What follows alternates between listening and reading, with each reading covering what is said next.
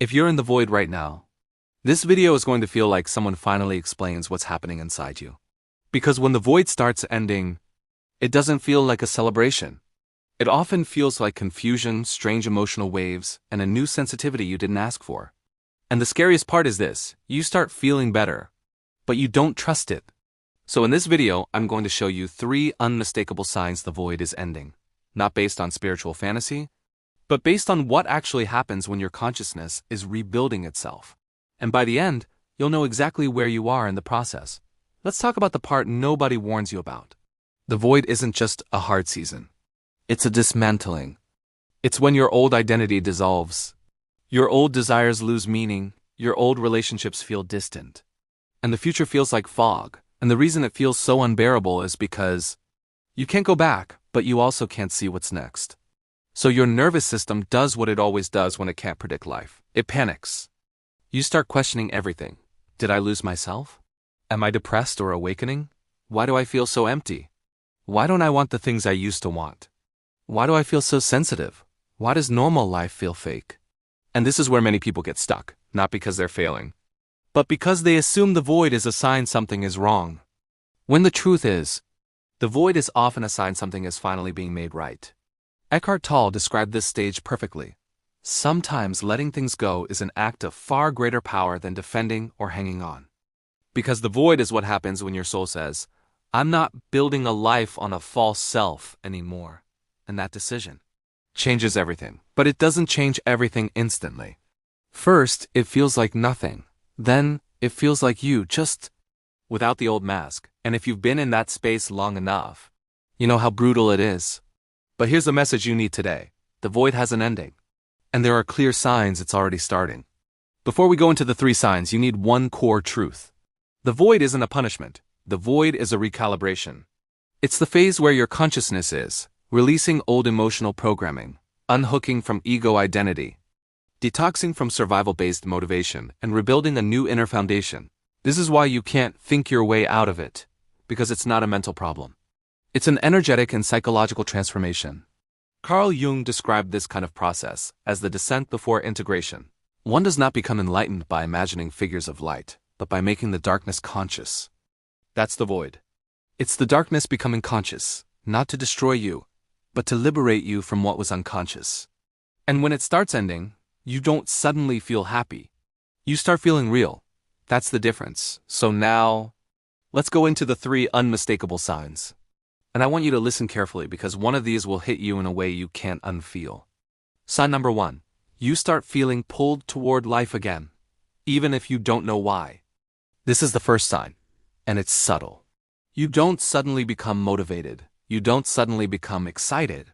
Instead, something inside you begins to lean forward again. You start noticing small sparks. You want to clean your room. You want to go outside. You want to change your routine. You want to create something. You want to eat better. You want to learn again. You want to talk to someone again. And you don't know why. Because it doesn't come from your old identity. It doesn't come from the old hustle self. Or the old prove yourself self. It comes from something quieter, more honest. This is important. When the void is active, your energy is turned inward. When the void is ending, your energy begins returning outward. Not to chase the old world, but to build a new one. Ram Dass said it like this: we're all just walking each other home. And when the void starts ending, you begin walking again. Slowly, shakily. But you're no longer lying down inside. Even if your life still looks the same. Your inner posture changes, and that's the first unmistakable sign. But there's a second sign that is even more specific, and most people misinterpret it. Sign number 2, your emotional waves get stronger, but they don't break you. This one surprises people, because many assume, if the void is ending, I should feel stable. But often, the opposite happens first. When the void starts ending, your emotions start moving again, because the void isn't just emptiness. The void is emotional freezing. It's when your system shuts down to survive the transition. So when the ending begins, your emotional body thaws. And what happens when something thaws? It moves. You might cry randomly. You might feel grief for no clear reason. You might feel anger you thought you healed. You might feel joy for 10 minutes. Then sadness again. And you start thinking, am I going backwards? No, you're coming back online. This is your emotional body regaining circulation. Thich Nhat Hanh gave one of the most grounding teachings on this. Feelings come and go like clouds in a windy sky. Conscious breathing is my anchor. This is what starts happening. You still feel the waves, but now there's an anchor. You start witnessing the emotions instead of drowning in them. You start noticing, I'm sad, but I'm okay. I'm anxious, but I'm safe. I'm empty, but I'm not lost. That's not regression. That's integration. Because in the deepest void, emotions feel like threats. In the ending of the void, emotions feel like information. And here's the key detail. The waves may get stronger, but they stop defining you. That shift is one of the clearest signs your consciousness is stabilizing. But now we reach the third sign. And this is the one that confirms everything. Sign number 3. You stop needing constant confirmation because you start trusting your inner knowing. This is the most unmistakable sign. When you're deep in the void, you search constantly. YouTube videos, spiritual teachers, tarot readings, signs and synchronicities. Is this normal? Posts, awakening symptoms lists, dark night of the soul, explanations. And I'm not judging that. Because in the void, you feel unrecognizable to yourself.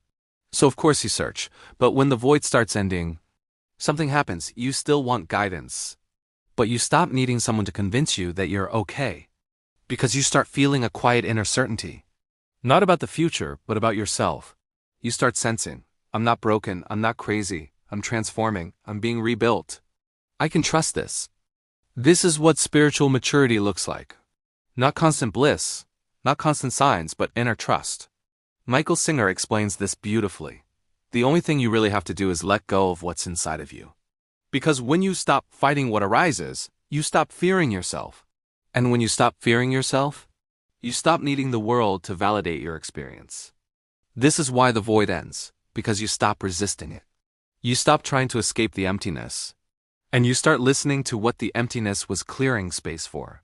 So if you've been noticing that you don't binge as many answers, that you can sit with yourself longer, that you don't need reassurance every day, that's not you getting numb. That's you becoming stable. That's you becoming real.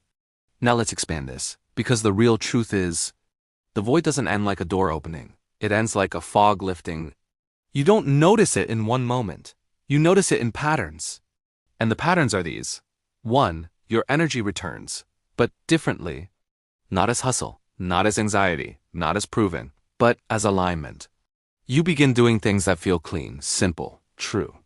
2. Your emotions move again, but you don't drown. You witness, you breathe, you soften, you integrate.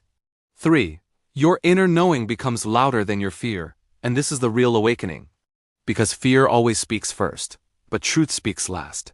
And when truth speaks, it doesn't scream. It doesn't threaten. It doesn't rush you. It just feels undeniable. This is what Lao Tzu meant when he said, when I let go of what I am, I become what I might be. The void is the letting go. The ending is becoming. But let me be very clear about something. The void ending does not mean life becomes instantly perfect. It means you stop living from fragmentation. It means you stop building your life from survival. It means your nervous system begins accepting safety again. And this is where a lot of people get confused. Because you may still be broke, lonely, uncertain, rebuilding, grieving, transitioning careers, leaving relationships, changing your identity, redefining your purpose. But you feel different. You feel like you're no longer collapsing inside. You feel like you're no longer at war with yourself. You feel like you're no longer trying to be who you used to be. You're becoming someone else, someone more honest, someone more awake, someone more you. And that's why the void had to happen, because the void is the death of what was false. And the ending is the birth of what is real. Now here's what I want you to know before you leave. If the void is ending for you, you're about to enter the most misunderstood phase of awakening, the rebuilding. This is where you start creating a new life, but you can't create it the old way. You can't create it from fear. You can't create it from ego. You can't create it from external validation. You have to create it from inner truth. And in my next video, I'm going to explain the 4 stages of rebuilding after the void and why most people accidentally restart the cycle, even when they were finally free. So if you've been feeling the signs we talked about, if you've been feeling pulled toward life again, if your emotions are moving but not breaking you, if your need for constant confirmation is fading, then you're not lost. You're not behind. You're not failing. You're waking up, and the void? It wasn't the end of you. It was the end of the version of you that was never truly alive. If this video spoke to you, leave a comment. I'm coming back online. Because I want you to know something. You're not alone. And this isn't random. This is consciousness remembering itself. Through you. I'll see you in the next one.